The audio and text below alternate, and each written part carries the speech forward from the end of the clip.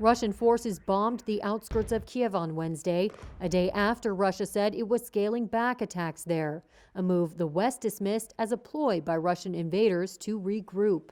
Intensified bombardment could be heard on Wednesday morning.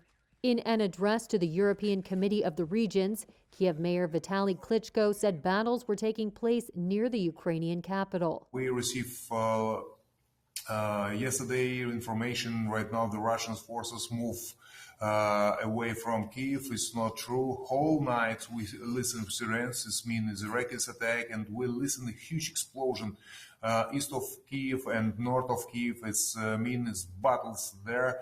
The people died, still died.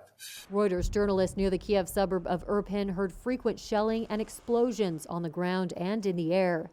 The attacks came just one day after Russia said it would curtail operations near Kiev and the northern city of Chernihiv to increase mutual trust for peace talks. Ukrainians who fled spoke of shells landing in Irpin and bodies in the streets. Yulia Kalmutska said she hid with 37 other people in a basement. They came under fire by Russian machine guns and the building caught fire. I buried 4 people close to me. My father.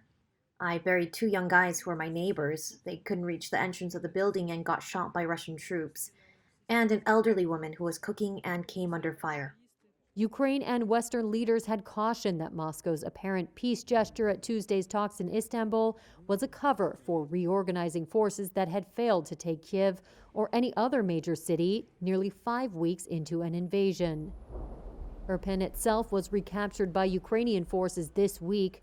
Reuters journalists who entered on Tuesday saw Ukrainian troops patrolling an abandoned ghost town of ruined buildings with the body of an elderly man and a woman lying on the streets.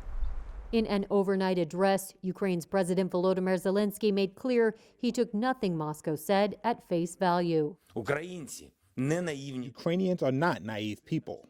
Ukrainians have already learned, both during these 34 days of invasion and over the past 8 years of the war in Donbass, that only a concrete result can be trusted. The United Nations said on Wednesday that the number who have fled the country had risen above 4 million.